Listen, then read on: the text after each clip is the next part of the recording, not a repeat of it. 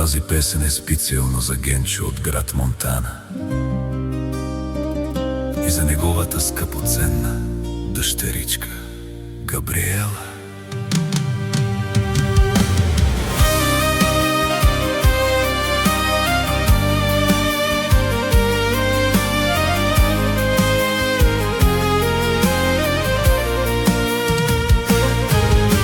Генчо е роден без никой, празна врата,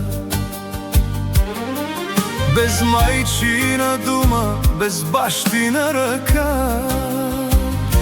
Нямаше дом, нямаше ела, сам си беше всичко още от дете в света. Без майка, без баща, това му е животът. Не е избор, това му е кръстът. Другите деца смях и топлина, той със студ и тъмно и тишина. Никой не го чакаше вечер да се прибере, нямаше кой, сине, да му каже добре. И още малък разбра едно: или ставаш корав, или те няма въобще. Без майка, без баща, сам срещу света. Падал е много, но пак на крака. От болка направен, от глад закален, Генчо не моли, сам си е стен.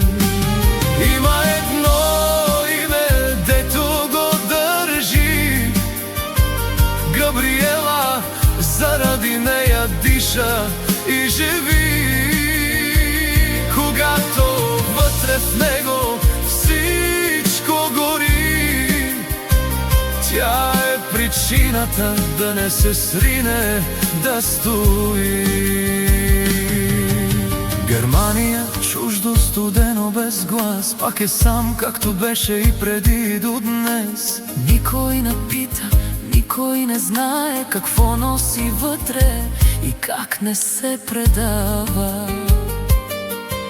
Работи до мрак, без ден, без покой, живот на парчета, без свой, без мой. Колкото и да върви, колкото и да стиска, липсата вътре пак го натиска. Без майка, без баща, пак тежи, не минава, не спира, не се лекува дори. И колкото да стане, колкото да гради, тая празнина в него не се пълни. Без майка, без баща, сам срещу света. Падал е много, но пак на крака.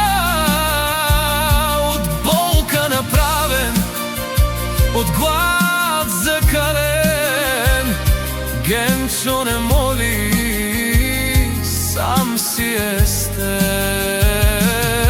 Има едно име, дето го държи, Габриела, заради нея диша и живи.